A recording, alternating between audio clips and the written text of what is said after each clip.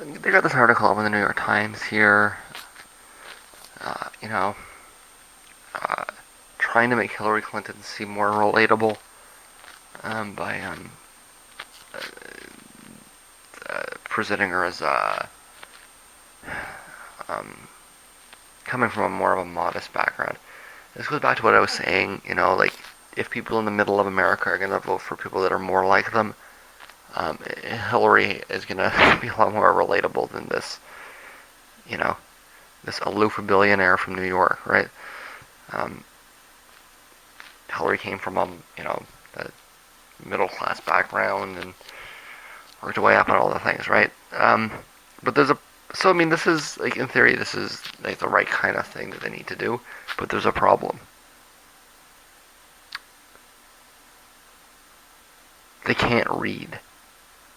Okay, it's the kind of story she needs to tell if she wants to bring the middle of America back to the Democrats, and that should be a priority by the Democrats. That was something I liked from Sanders. I mean, everybody says that, but Sanders seemed to be a little bit more serious about it. Um, these swaths of rural poor voters, they should be voting for the left because they don't benefit from Republican policies at all, right? They need infrastructure, they need health care, they need education, and the Republicans want to gut everything and throw them off in a free market. It's just, but they can't, so you'd think, an article like this, great, get it out there, make it seem, make her seem more relatable, and she like whatever her problems are, and they're substantial, she is more relatable than him, right? Especially to low-income white people, but they can't read, and it's not hyperbole. The published literacy rates were just Cold War propaganda. They told us that 100% or 99.9% of Americans could read. They've done studies since then that suggest something more along the lines of that 65 to 70% of Americans can barely read beyond the TV guide. Now,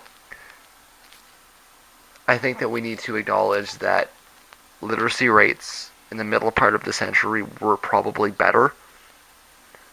I've presented in the past, and I mean there are two factors that are understood as being dominant in the decline of literacy in the United States in the second half of the 20th century. The biggest one is television, and the second one is a cut in education budgets, right? So they slashed education. They told everybody, they pushed the idiot box in front of everybody's face, and the result is that, the majority of the people that live in your country can barely read now. You have to be careful how you define things like literacy, right? This article is written at about, grade 9, grade 10 level. That's too high for most people in the United States. And specifically, it's too high for the people that they're trying to approach with this. It's not hyperbole. Look it up. Look up the studies. This is an article that the people that it's designed for cannot read, or if they can read the syllables, they can't understand it.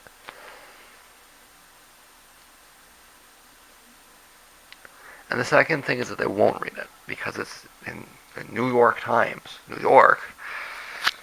You might as well have published it in the Guardian or Le Monde or something, Spiegel. The people that this article is designed for look at the New York Times as a foreign newspaper, which is it's the country's leading newspaper. They see it as a foreign publication.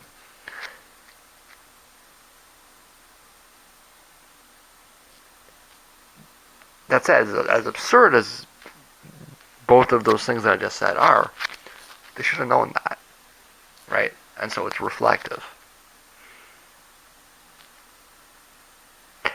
Educated elites publish article in elite newspaper. I know this is it, but I mean that's,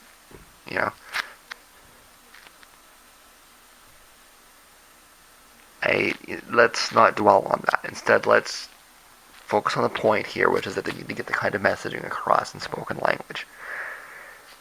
This is the value of the Republicans' control of the churches and of talk radio. Okay? They can talk to people that can't read.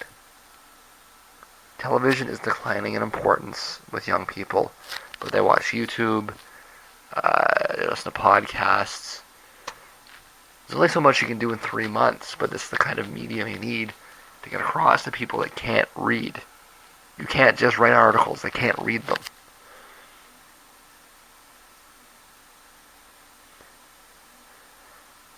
So as amazing as it is, I've said it repeatedly, you cannot forget it. They can't fucking read. And you do need to convince them to vote for you before you can teach them how to read. Or teach the kids how to read.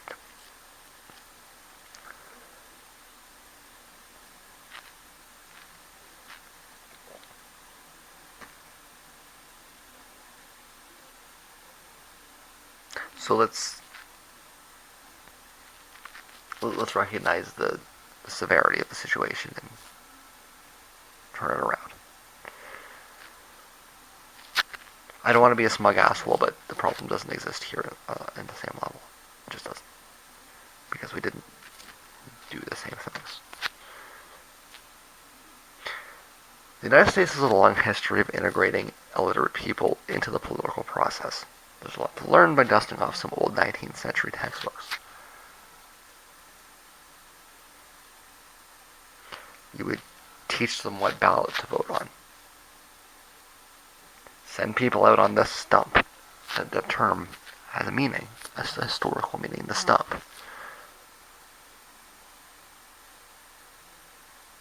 There's a lot to learn from that. And a lot to learn in realizing that it is necessary at this point, if you want to win votes in these regions, to go back to 19th century tactics. Because with all of the technology around them, they can't fucking read.